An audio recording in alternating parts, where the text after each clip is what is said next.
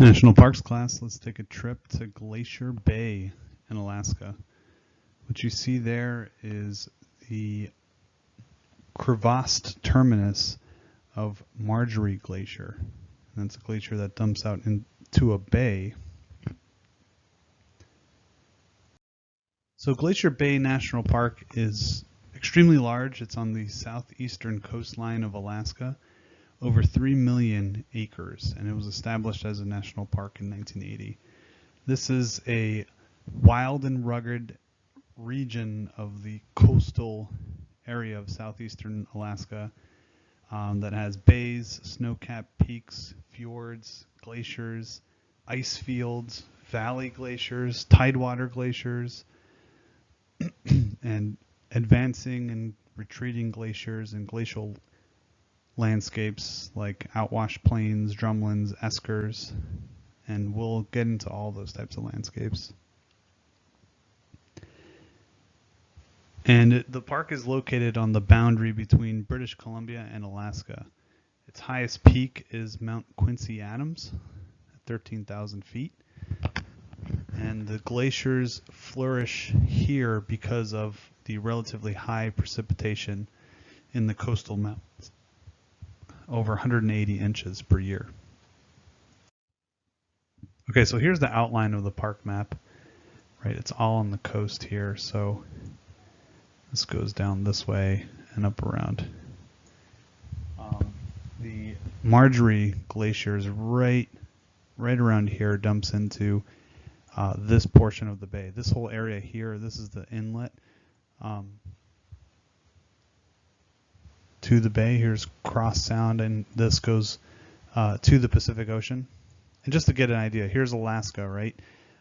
The park itself is on this right around this part of Alaska, on the panhandle of Alaska. Okay. And then here's the entrance to Glacier Bay, and this area is beautiful. A lot of times, the way people visit this park is through a cruise. Okay, so here's the park boundary, and so people will come in with a cruise, in a cruise ship, perhaps even smaller boats, maybe make landfall and go on some hikes. Here's the park headquarters is over here. I know it's hard to see here if you could zoom in with the PowerPoint. Lots of trails, and then here essentially you can go visit the ends of a lot of these glaciers that dump out into seawater here. Okay, so there are lots of glaciers here, and they all kind of these are coastal mountains, so there are a lot of glaciated valleys in between those ridges, and then those glaciers just dump into or calve a lot of ice into the bay itself. So everywhere along here you'll see glaciers. It's really a beautiful area.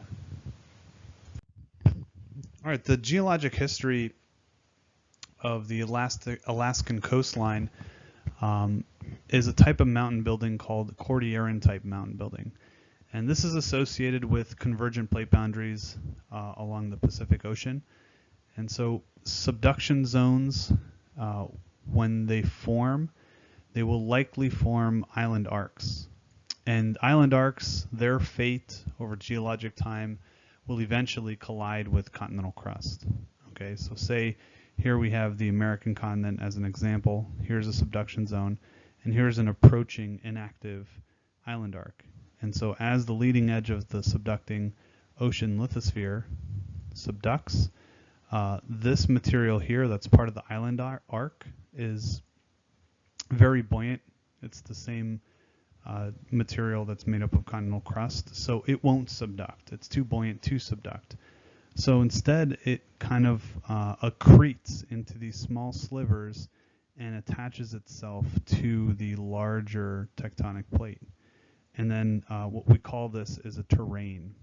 Okay, a terrain is a crustal fragment of what we refer to as exotic material, meaning that its origin is somewhere else. In this case, this example, it's the origin of these rocks is an island arc in the middle of the Pacific Ocean. Okay, And so this happens continually. And then we can have something like a microcontinent, slightly larger than that inactive island arc. There's continued subduction. And as the microcontinent approaches the trench, it cannot subduct because it's too buoyant. It won't go dive down into the mantle. Instead, it'll just become a new terrain accreted onto this continent. Okay, and this is largely how, here are all the different terrains that make up this continent. All right, so it makes the geology here very difficult to interpret because of so much convergence. And this is what geologists think how continental crust first formed was essentially just continued terrain accretion onto a continental plate. Okay, so Madagascar would be an example of a microcontinent, and then other terrains were island arcs, so think of Japan. So this continued, this accretion and orogenesis just kind of piecemeal added slivers onto the western side of the American crust. So we call this Cordilleran type of mountain building because these are the Cordilleran mountains. So small features of the ocean floor are subducted with the plate. The large buoyant features are not subducted and they peel off the subducting plate and then they add on to the continental crust. So subduction continues on the other side of the crustal fragment. So the North American Cordilleran Mountains, which Glacier National Park is included over here, are made up of many different terrains that were once on ocean plates that have since subducted. Okay, each of these colors that are a part of this map here represent different terrains. The red areas represent oceanic terrains, so that's along here, this area here, down here, and some on the coastline here. And then blue, usually behind all this stuff is just the existing continental crust that was deformed by the terrains. So a lot of the mountains and deformed rocks that we find in the West are deformed as a result of that convergent plate boundary, that continuous subduction. And then the different colors represent different terrains that were accreted to our continent. So let's dive into the geologic history of Glacier Bay. The origin of the accreted terrain occurred in Precambrian or Paleozoic times. So islands, seamounts, and microcontinents broke off slivers of other continents onto the American continent. There was Mesozoic and Cenozoic accretion of these exotic terrains. Essentially, they quote-unquote docked into the American plate. And there are three main terrains that are recognizable: the Chugach, Rangalia, and Alexander terrains. This accretion occurred as the Pacific plate kind of pushed against the North American plate. Then in the late Tertiary and Quaternary, there was tectonic activity, and those forces fused terrains together and continued to move to cause deformation and mountain building, which we see out west. Then much later on, the Pleistocene glaciation. There's extensive glaciation reaching its maximum between 21 and 15,000 years ago. That shaped a lot of the landscape that's visible today. Then neoglacial advances in the Holocene increased uplift and precipitation, which is key for glaciers, causing a lot of the glaciers to advance. Glaciers continued to grow in this region up until about 500 years ago. Then the big retreat began, and many of the glaciers here at this national park are in retreat. Marjorie Glacier is a really large tidal glacier. So its height from top to about the water level is about 250 feet. That's really huge. And then below the water, it goes down another 100 feet. Some of those, the glaciers that are like this, you're not to get closer than 2 miles from this calving glacier, because when chunks of it calve, because a lot of the glacier is underwater, big chunks might bob up surprisingly from underneath the water, which could hit the cruise ship and damage it and potentially sink it. Sometimes you can approach a little closer with smaller craft or boat, or make landfall away from the glacier. But from pictures, it's hard to really appreciate how large these are. I mean, 250 feet is really big. Here's an aerial shot of the Marjorie Glacier and the glaciated valley behind it. So you can see these beautiful coastal mountains and glaciers converging and then meeting in this bay here. And remember that there's the ice kind of floats on top of the water, and there's another 100 feet underneath this. The Marjorie Glacier is also an alpine glacier, a tidewater glacier because it calves into a bay here, but alpine meaning that it comes through valleys from mountains at high latitudes. Okay, so it moves the glaciers like an ice river, slow-moving ice river that kind of grinds its way to its terminus, which is over here.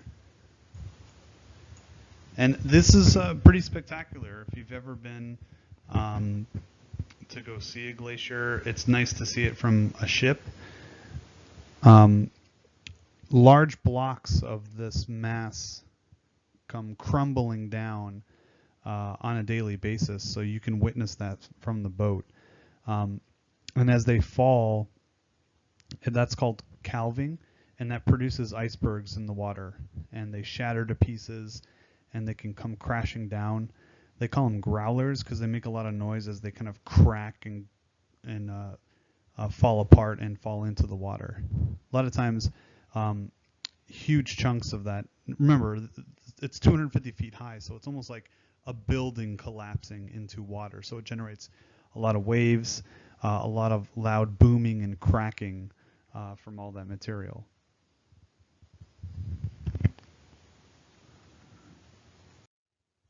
All right, and here's a view of the water itself. You can see a lot of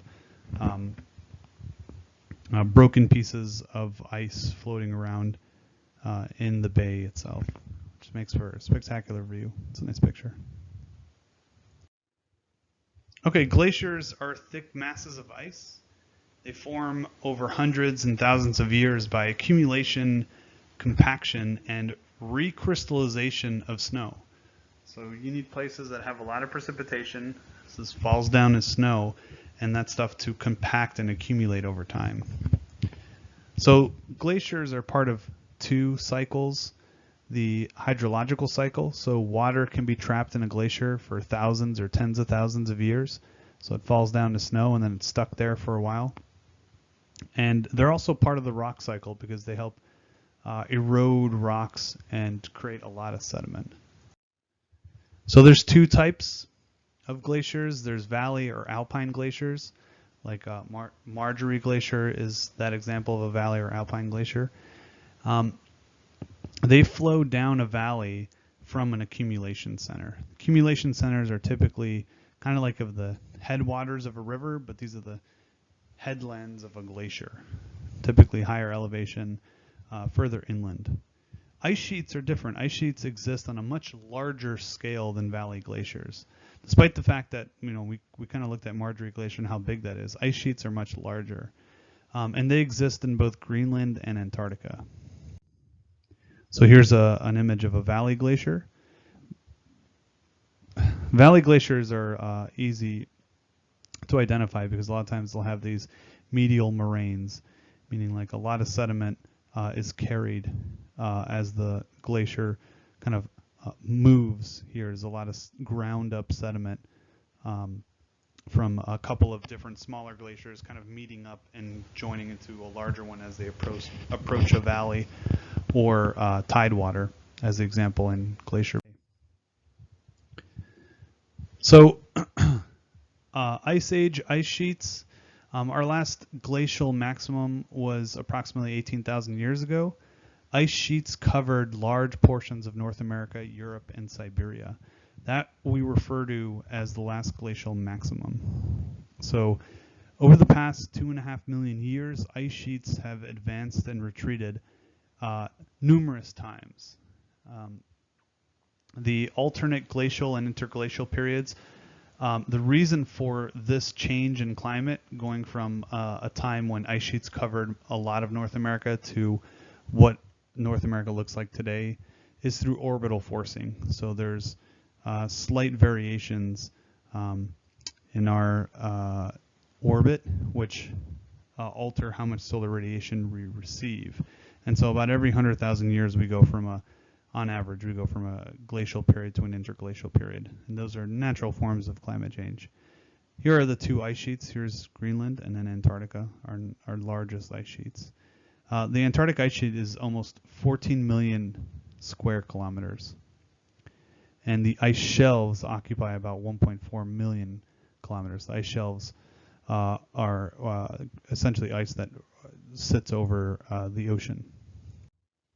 So the Arctic Ocean is covered with sea ice, which is just frozen seawater.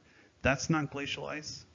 Sea ice can be up to 4 meters thick, while glaciers on land can be hundreds to thousands of meters thick.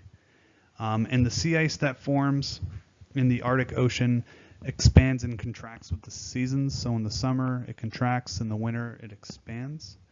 And glaciers form on land. So we can have continental ice sheets. The Greenland ice sheet covers about 1.7 million square kilometers, and it's about 1,500 meters thick. That's 1.5 kilometers thick. In Antarctica, it's much larger, 13.9 million square kilometers. And in Antarctica, the ice flows out in all directions from numerous snow accumulation centers. I think I have a slide showing that. Ice shelves, this is along parts of Antarctica where glacial ice floats onto the sea, creating ice shelves. So in shallow water entering the ocean, the ice touches the bottom, and we refer to that as grounded. But once sea floor drops a bit and you go into deeper waters, then the ice shelf floats on the sea surface. And it's thickest on the landward side and then kind of thins out as you go out into the ocean, which you'd expect because the ocean water is warmer and kind of melting away and thinning it. And it's sustained by ice flow next to the ice sheet. So some ice shelves are unstable and are starting to break apart, especially with our warming oceans because of climate change. So here's an example. These are large icebergs kind of breaking off these shelf floats here. So here is a grounded ice shelf, right? So it's on land. Then this becomes the sea floor and it becomes deeper water. And then this is where the shelf floats, okay? And then it kind of thins out once you get out here. And this is where we see a lot of icebergs form. And icebergs, glaciers do a lot of work in terms of abrading sediment off land. And then that sediment a lot of times accumulates within the ice itself. So as the iceberg starts to melt, it drops down a lot of that sediment. We call those drop stones, and that deposits on the seafloor. So you find them in seafloor sediment. Here's an example of ice shelves in Antarctica that have completely broken up. So as a before and after shot, January 31st, 2002. This is the shelf itself, and then here is the size of that breakup. Again, the scale is, this is 50 kilometers. So this is about 100 kilometers of ice shelf that's broken apart, and all these icebergs are kind of floating out into the ocean. And that's the result of warming ocean water. There are other types of glaciers. There are ice caps that cover some upland areas and plateaus. Ice caps and ice sheets can feed outlet glaciers, which are tongues of extending ice outward to form from a larger mass, so they can feed kind of smaller glaciers. And then there are Piedmont glaciers, which are the ones that are connected to this. This form when one or more alpine glacier emerges from a valley and spreads out into a lowland area. Okay, so I've got a picture. Here's an Icelandic ice cap. Okay, so this is on the eastern side of Iceland. So, but these are much smaller than the ice sheets we talked about in Greenland and in Antarctica. And then here's a valley glacier. And so we have two of them kind of meeting up together, and then they form a Piedmont glacier that spills out into a low-lying area on a continent. So the difference here at Marjorie, for example, would just have seawater up to this point. Okay, this is just confined to the continent, and then the glacier kind of expands outwards. All right, so glaciers form in areas where there's more snowfall in winter than melts in the summer, so that there is accumulation. So snow above this snow line doesn't melt in the summer, and that's where the snow accumulates. And then it accumulates and kind of stacks up and is heavy, and that weight with the force of gravity kind of pushes ice downward. Okay. So what happens is you have snow, it falls onto an existing glacier or site of accumulation high up at higher elevations, and the air kind of infiltrates the snow, and the extremities of the compacted snow evaporate, and the snowflakes become smaller, thicker, and more spherical. And as more and more snow falls on top of it, that creates pressure on the kind of spherical compressed snow below it, and then the snow recrystallizes into a denser mass of ice, which we call firn. Okay, so once the thickness of the ice and snow exceeds 50 meters, firn fuses into a solid mass of interlocking ice crystals, and that's glacial ice. So here you go, and this is how it moves. Glacial ice moves as a flow, and it doesn't move the same velocity in all areas if you look at a cross section of a glacier. So the upper area here, this is the zone of fracture. Okay, so above this, the ice itself moves via what we call the piggyback. It's carried on top of this internal flow area, and there's not enough pressure up here.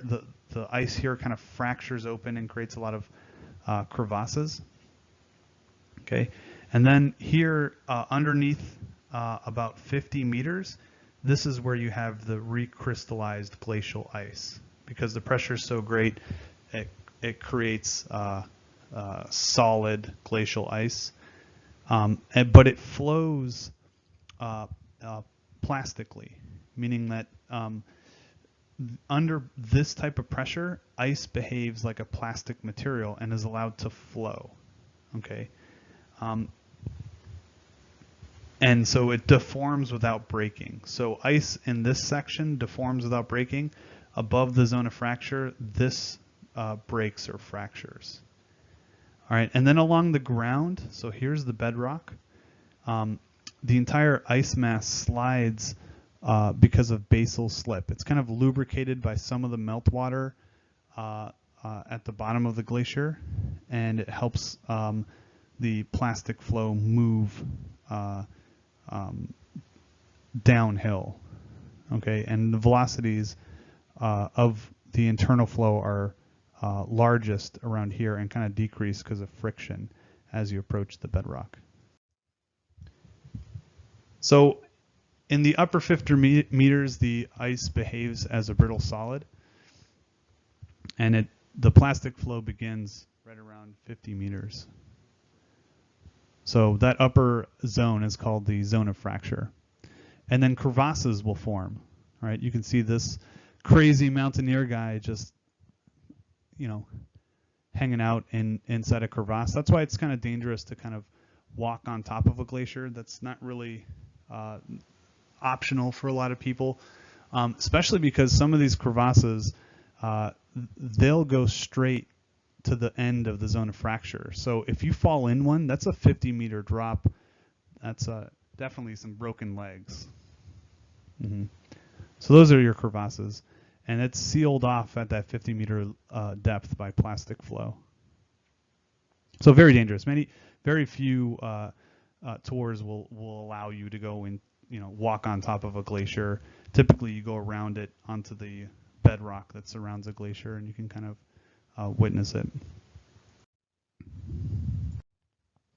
So unlike the movement of water in streams, the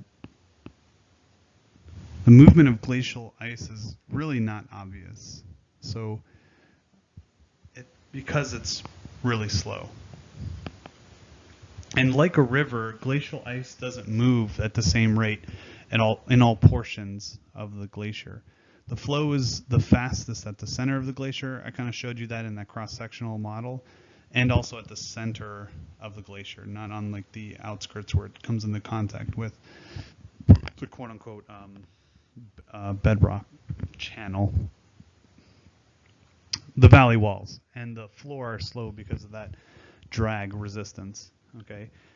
And so the glacial velocity ranges from really slow to several meters per day. So a lot of people will use time-lapse photography to kind of catch glacial advances or retreats. And so sometimes glaciers can exhibit a very rapid surge. I'm sure that's what this link is to. Go ahead and watch that. I'm sure it's a calving glacier. Or time-lapse photography. And the way you can calculate the rates of movement, you can do it by using markers, and you put a marker in the ground and then come back at a later time and then figure out how much the glacier is advanced or retreated in that time period, and then you can calculate the velocity. Okay, so here's an example of measuring glacial movement. You can put stakes directly into the glacier, or you can measure how much the terminus has retreated over a certain time period. Okay, so here are the stakes. Someone put stakes across in all equal directions, like kind of across the entire glacier, and then 4 years later, this was the position of the stakes themselves. So if you see like the stakes that were in the middle of the glacier, they moved the farthest. The ones on the sides, not as far because of the resistance on the valley walls. Okay, and then so that continues. So the center of the glacier moves the quickest. And so remember, this is over years, this ice moving. That's why people say, oh my God, you're moving so slow at a glacial pace. Okay, here's the ice movement in Antarctica. All right, so this map is the result of thousands of satellite measurements taken over several years, and it really has the outflow of the interior of Antarctica organized into a series of drainage basins. So essentially each one of these here, these are different drainage basins, just like you would have on land with running water. And so the flow is concentrated down narrow mountain-bound glaciers and fast-moving ice streams by slower-moving ice. And you can calculate, here's the velocity in meters per day. Okay, so in sites of accumulation, which would be these ridges here, you see very slow movement. But as you approach the low-lying areas and the ocean, the velocity increases. Okay. So the budget of a glacier is essentially how much of the glacier you're losing at its terminus and how much is accumulating in the areas of accumulation. Okay. The area of accumulation is typically above the snow line, and then there's the zone of wastage, and that's the area where you get a loss of glacial ice, perhaps into a bay like at our national park, or into a valley. Okay. The loss of ice by a glacier is called ablation, and that can either come in the form of just melting of the ice or calving into water. Okay, and that calving creates icebergs. So here we go. Here's the zone of accumulation.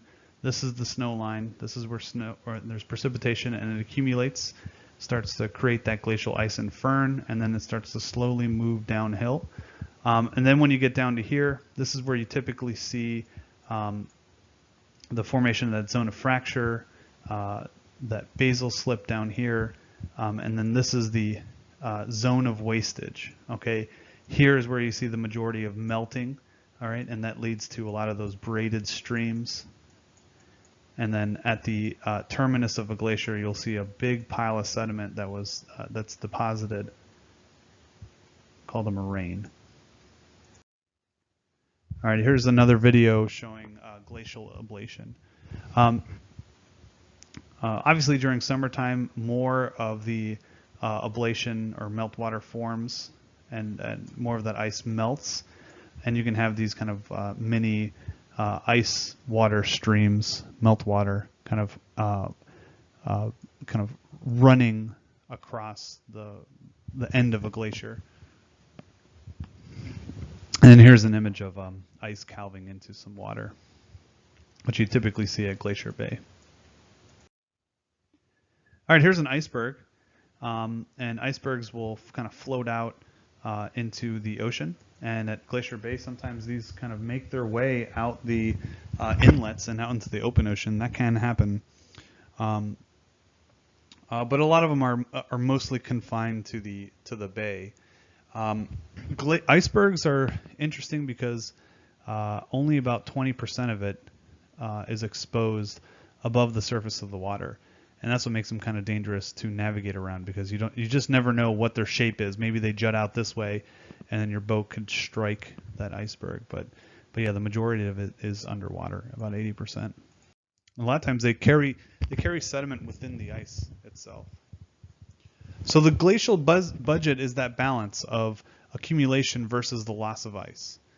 And if accumulation exceeds loss, that means the glacial front will advance. That means the glacier will advance into the ocean or bay or into a flat-lying valley. If ablation exceeds the amount of accumulation, then the glacier will retreat. And so the glacier front will retreat back. Okay, and so because these glaciers are sensitive to changes in temperature and precipitation, they give us clues about what's going on with the climate. And about 200 years ago, this here was the end of Bear Glacier. Bear Glacier is in Seward, Alaska, and this is another tidewater glacier. And this has been in retreat over the past 200 years. This was the farthest advance here, the evidence of it. And then you can see the front of the glacier here is all kind of ablating off into the coastal waters. And so this is in retreat. Okay, so here ablation exceeds the snow accumulation that's occurring back here or at higher elevations. Down here, this is a time-lapse photography. This is an image in 1935, and this is a more modern image in 2013. And they're about 78 years apart, and this is in the southwest coast of Greenland. Okay, and the retreat here was about 3 kilometers. Glaciers also do a lot of geologic work. They erode the surrounding landscape, and so they will pluck out a lot of pieces of bedrock. Also, like mass wasting can occur in the surrounding mountains and just erode and deposit on top of the glacier, and the glacier just kind of piggybacks it all the way to its terminus. So they're capable of a lot of sediment transport, and they do it in 2 ways. As the glacier flows over the bedrock, it loosens and lifts the blocks. We call that plucking. Okay, And what happens here is when meltwater penetrates the kind of joints and cracks that are naturally in bedrock, overnight that meltwater could freeze, and as it freezes, remember it expands, water expands about 9% by volume, going from liquid to solid. So it will enlarge those cracks and kind of force cracks open and split the rock into smaller pieces, and then that becomes part of the glacier and moves along with the glacier. And then the glacier also acts like sandpaper and smooths and polishes rock surface, and we call that abrasion. Here you can see this is a glacier, and this is a glacier just covered by sediment. This is very typical. If you ever go hiking in an area where there are glaciers, sometimes it's like, wait, where's the glacier? Until you sit on what you think is some outcropped rocks, and they feel very cold, and all of a sudden you clean it off and you notice that this is the ice itself. So rock debris can be draped all over this ice. All right, here's an example of polished rock. Okay, this is at Yosemite National Park, which we covered, and you can see here this granite is polished really smoothly. And then you can see these pock marks right here. This is where that plucking occurred. And then that, glaciers are really big. They can be hundreds of feet thick, and that's heavy ice. And that ice is pretty heavy. And so as it's moving, it'll grind the pieces that it plucked out. And this tells you the direction of glacial advancement. Okay. So it kind of scratches by. It's kind of like when you sand like wood or something, sand it till it's smoother. Glaciers do the same thing. Okay, and then here are the same thing. This is grooves in bedrock because of glacier movement. In addition to that, abrasion also produces rock flour, very fine-grained pulverized rock, and a lot of that gets washed out by those braided streams into rivers and lakes, and colors the water into a really nice light kind of greenish blue color, which is really beautiful. I think the next slide shows a picture of that. And so erosion of glaciers really depends on the rate of movement of the glacier, the thickness, right? The thicker the ice, the heavier it is, so the more it'll kind of bear down on the bedrock. The type of rock fragments that are trapped in the ice. So this is a glacier, right? And it's advancing. A lot of times they'll have little rock fragments here, and that's what grinds the bedrock. Say this is the bedrock. These little rock fragments, as they're being pushed down with all that weight, kind of grind past it. So that depends on what type of rock fragments there are, and also what type of rock is it running over. Is it a very weather-resistant rock or a very soft rock? So you could have different rates of erosion. Here's the rock flour.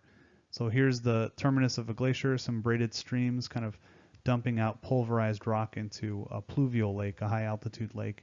And it shows up in this really bright kind of light green, light blue color. Stunning. So glaciers, they carve out a landscape. They create different landforms, and they leave behind evidence that they once existed, or places that we visit today may have been covered by continental glaciers in the past. Okay. While ice sheets, the larger versions of glaciers, they've kind of subdued most of the topography, making it kind of flat. Valley glaciers create sharp and angular topography. And so what they do, remember we talked about rivers and how they make V-shaped valleys? Well, glaciers make U-shaped valleys, and we call those glacial troughs. All right. Glaciers also tend to straighten those valleys, and they remove sharp curves. And they create what we'll refer to as truncated spurs. And truncated spurs are triangular shaped cliffs where a number of other U-shaped glacier valleys move through towards a glacial trough. I have an image, I'll show you that. In addition to that, the glacier's main kind of artery or trunk is typically eroded deeper than the tributary glaciers, because the tributary glaciers are smaller, and they create a hanging valley. All right, so here's that image. So this is your unglaciated topography, right? V-shaped valley up in the mountains. That's great. And then here you have your main glacier. So the thickest portion, it creates that U-shaped valley that we talked about. And then here are the smaller valleys and tributary glaciers. Okay. And then this here, these are the truncated spurs. See, this is a triangle-shaped kind of mountain ridge here at the edge of the valley. And then this is a hanging valley. Okay, so this is a valley that's higher elevation than this lower valley here. And then what you'll see are typically waterfalls. And that's this is Bridles Veil at Yosemite National Park. That's a hanging valley, and so that's why there's that beautiful, spectacular waterfall here, because Yosemite Valley was carved by glaciers. And so you'll typically see these features. At the head of glacial valleys, you'll characteristically find a feature associated with alpine glaciers called a cirque, and that's here, here, and here. They're kind of bowl-shaped depressions that have huge precipitous walls on all three sides. And essentially they're the beginnings of these tributary glaciers. And these are typically the sites of snow accumulation. And then this determines kind of like the direction of those tributary glaciers. They're all kind of moving in this way. And if you have a number of cirques kind of next together, being like starting off these tributary glaciers, what they'll do is when they exist on opposite sides of each other, there'll be a dividing ridge. Okay, and that's this right here. These are those dividing ridges. You can see they're almost parallel here. And those are called errats here. Okay, and then you'll have horns, and that's when you have cirques kind of moving out in a number of different directions away, leaving behind a pyramid-like peak. Okay, and that's what we call a horn. The most famous one is Matterhorn in Switzerland, as an example. And then tarns are found. They're kind of like these lakes that are found if there is no more glacier. These kind of left behind lakes here. So here's a closer view of a cirque.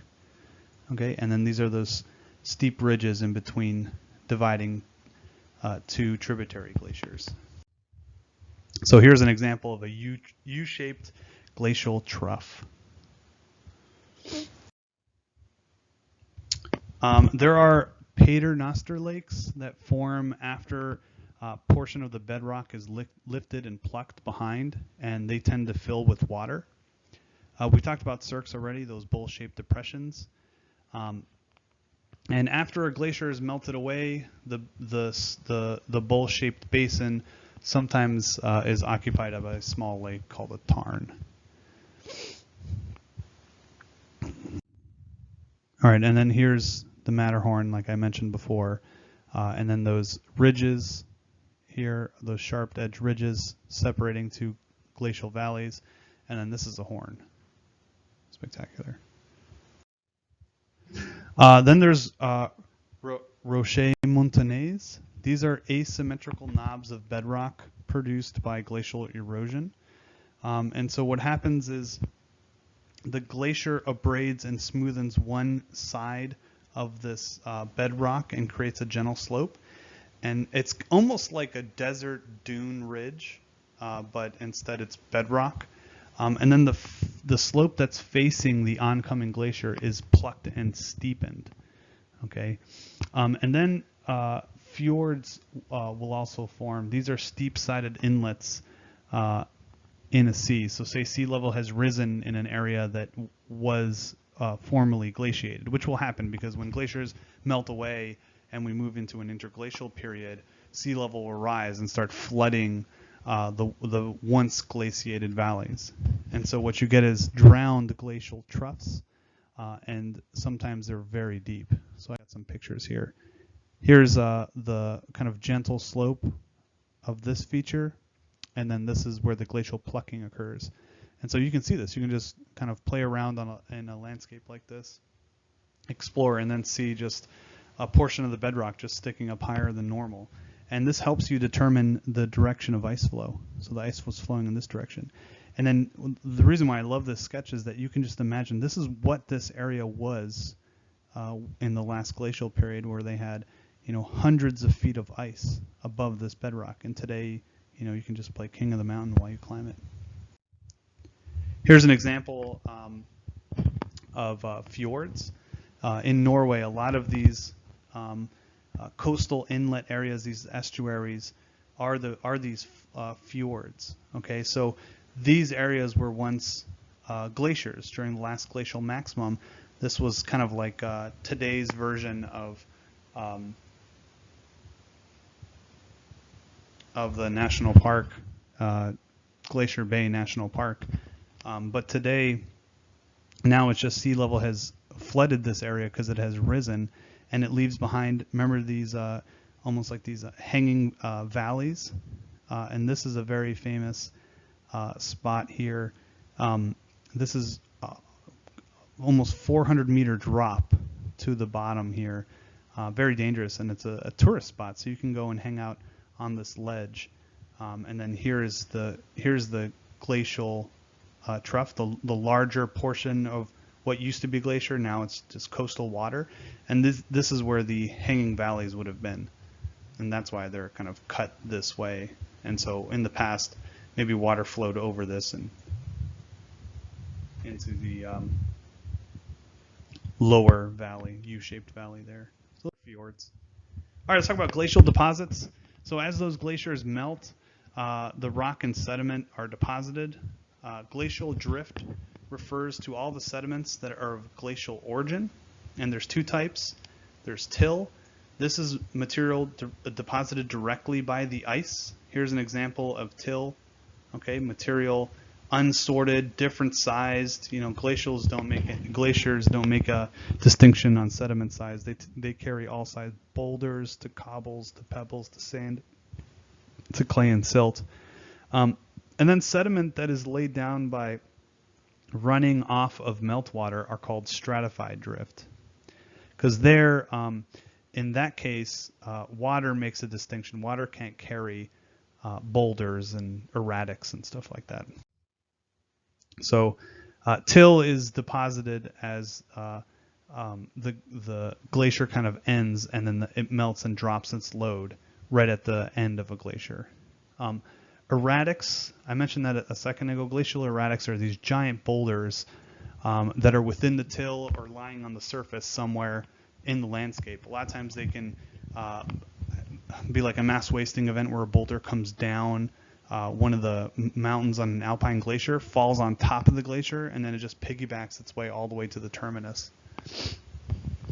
And then here the stratified drift is material from the glacier, sediments from the glacier that are sorted by size and weight of the particles. Okay. Here's an example of a glacial erratic. You could just be walking around in a landscape like this that used to be covered by glaciers, and then run into something like this, and this is just an erratic giant boulder that just deposited there. All right, then there are lateral and medial moraines. A moraine is a landform made of glacial till. Lateral moraine is an accumulation on the sides of a glacial till. A medial moraine is created when you have two alpine glaciers converge. Okay, I got pictures. So here are medial moraines. So this is all that sediment that's being kind of carried by it. You can see it almost looks like dirty portions of the glacier. And then this would be the lateral moraines. Okay, and these two kind of converge and become a medial moraine here. And then there are end or ground moraines. So a glacier is kind of like a conveyor belt, right? So sediments are constantly moving forward and then are dropped at the terminus. We call that an end moraine. That's the accumulation of all that debris at the end of a glacier.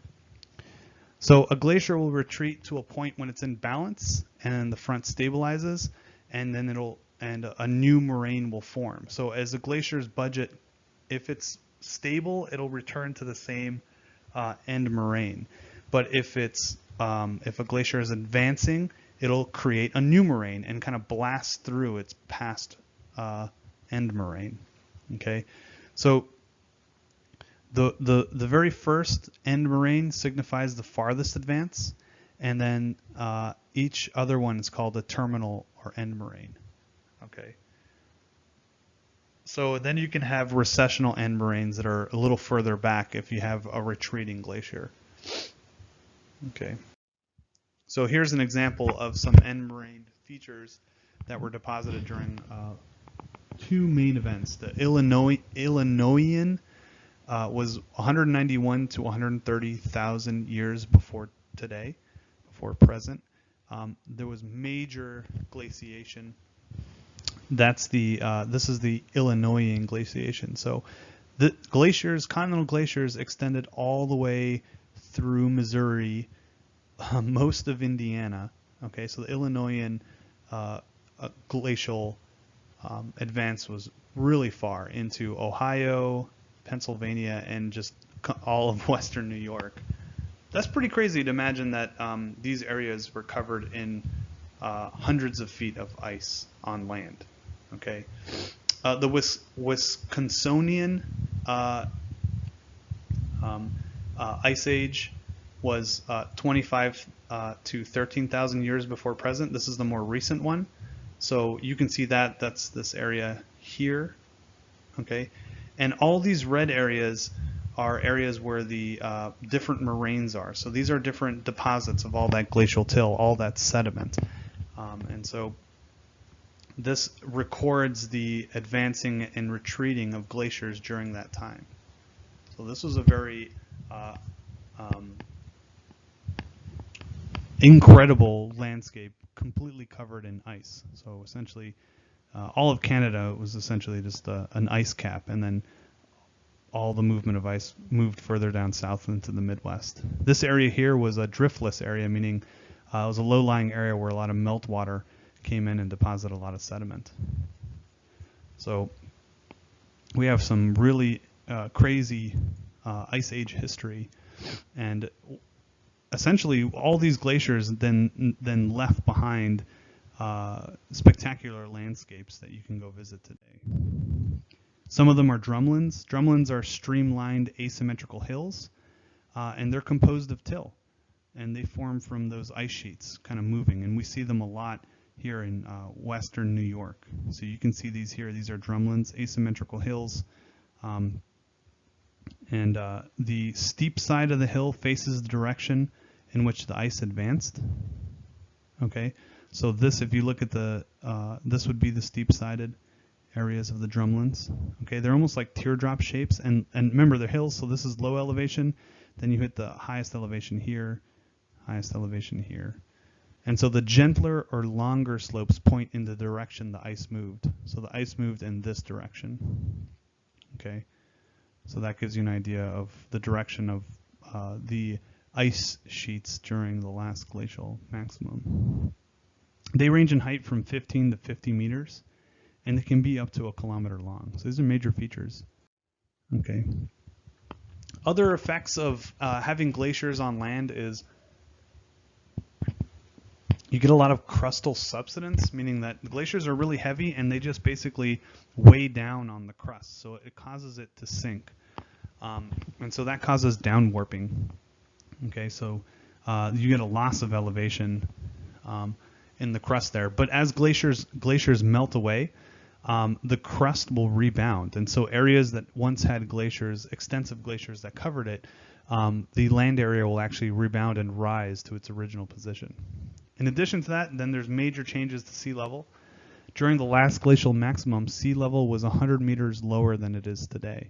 Florida like doubles in size, essentially. The Atlantic coast of the United States was more than 100 kilometers east of New York City. So New York City would have been central New York. And it can go the other way. Sea level can rise if a lot of the ice caps melt and go into the oceans. For example, if the Antarctic ice sheet completely melted away, sea level would rise 60 or 70 meters. Okay, to get that into perspective, that's over like 250 feet. And Some of the highest areas in Florida are about 300 feet, but the majority of Florida is lower than 300 feet of elevation, so we'd be completely underwater. Here's the example of when you have a lot of ice piling up on the crust, adds a lot of weight to the crust, so the crust sinks and it forces the mantle to flow away from this area. But it's temporary. As the ice melts away and our planet warms, the crust will rebound to its original position, and we call that crustal rebound.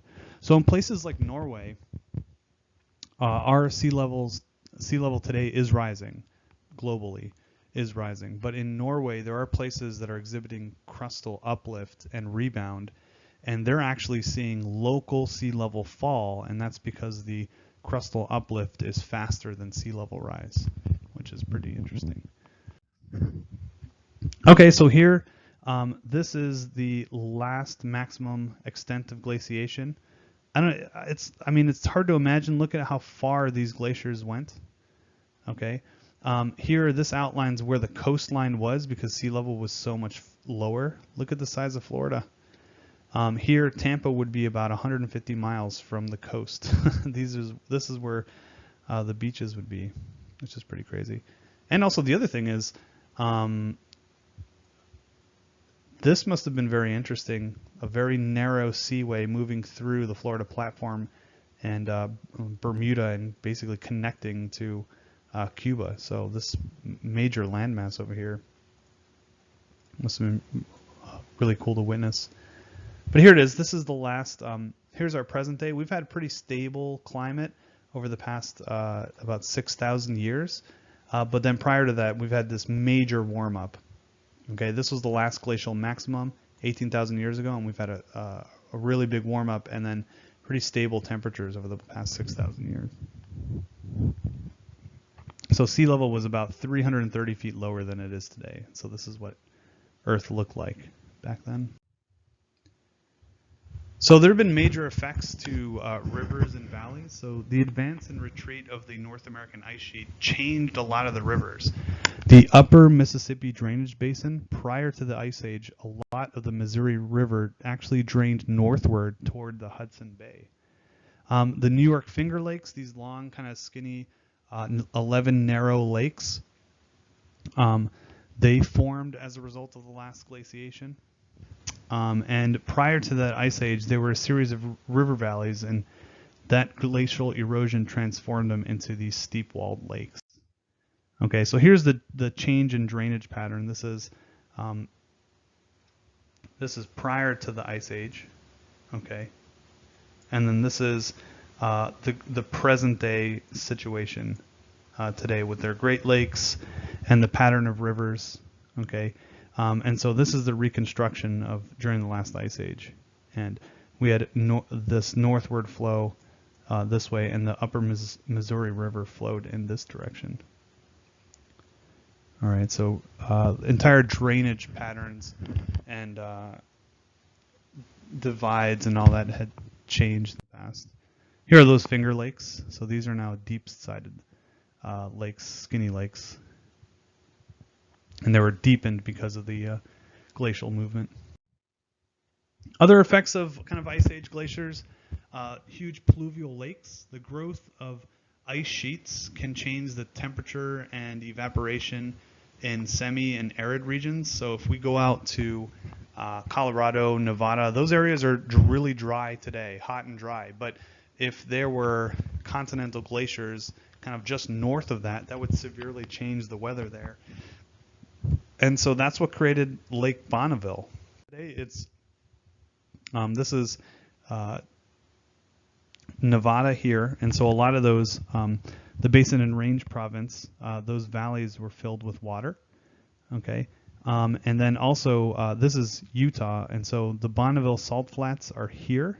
Okay, they were filled with water. It was a pluvial lake, a high altitude lake over here, and as the climate warmed, this area got drier, and these lakes dried up, and that's why this area is now the Bonneville salt flats, because all that water evaporated away, leaving behind salt, gypsum, other evaporites, and that's where we can mine them today. That's also those land speed records there. But yeah, this completely changed the climate out west during a glacial time. much cooler, a lot more precipitation than there is today. Okay, so the glacier theory and the ice ages. This is an idea that glaciers were once more extensive than they are today.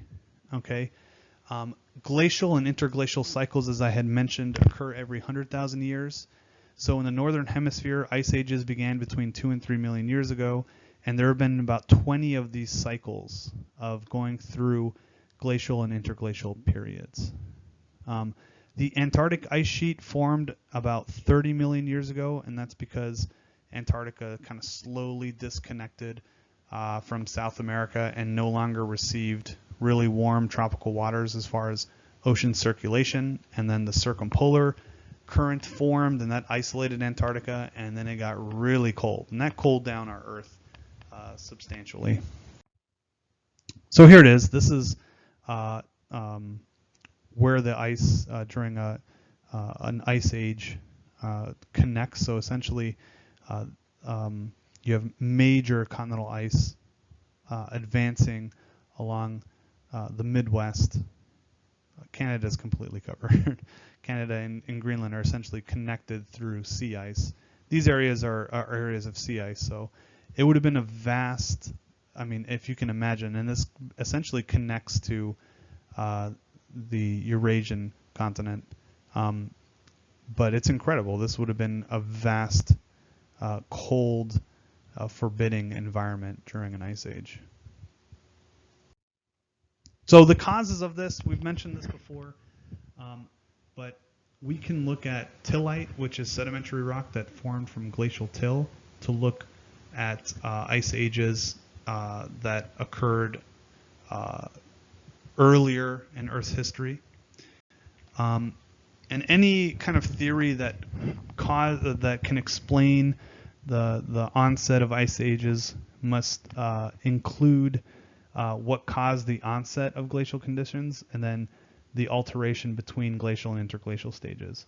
So over the past, here's an example of a tillite. So here are the different sediments that are plucked from an ancient glacier, and then this, all of this till solidifies together to form, lithifies and forms a sedimentary rock we call tillite.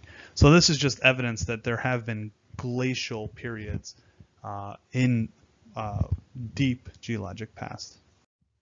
So what can cause glaciers?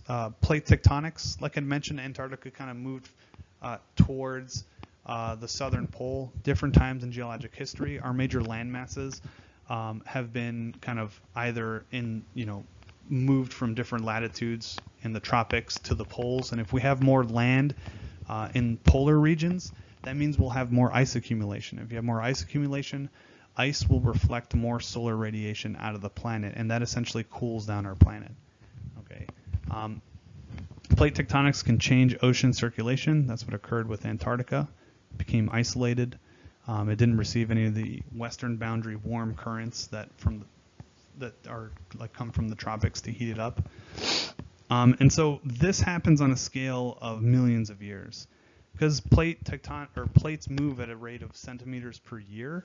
So climate change associated with plate tectonic movements, that is a really slow process. Okay, so here's an example of this. This is the late Paleozoic Ice Age. Okay, so this was the supercontinent of Pangaea. There was a lot of land masses in the southern hemisphere, and that created a situation with a land area that was covered by continental glaciers in the southern hemisphere. So that was a very cold time period on Earth, and that evidence exists today with our current configuration of continents. The more recent ice ages over the past kind of 3.5 million years, scientists have kind of come to the consensus that those shifts from glacial to interglacial periods are most likely due to orbital forcing.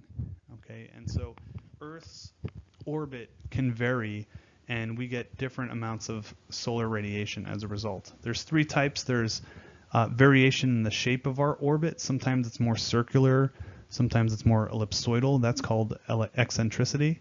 Then our angle, that's what causes our seasons. That can vary from 21 degrees to about 24.5 degrees. We're currently at like 23 degrees right now. So that varies every 45,000 years. This variance from maximum to minimum is about every 100,000 years. And then the wobbling or the precession of the Earth is every 21,000 years. Okay, so here's the eccentricity every 100,000 years. Sometimes we're closer to the sun, sometimes we're further away, right? If we're further away, we receive less solar radiation, less intense solar radiation, and if we're closer, we receive more. And here's the changing in our tilt. That varies between 24.5 to 21. And then precession is like wobble. If you imagine a top spinning, that's the wobble in our kind of our tilt, as you know, we're like in motion.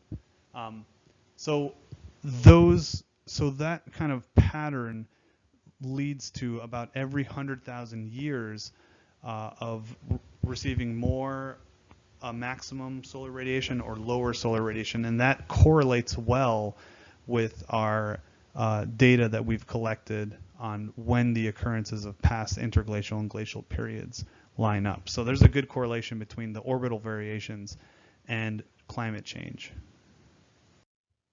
So other factors can cause ice ages, changes in the composition of the Earth's atmosphere.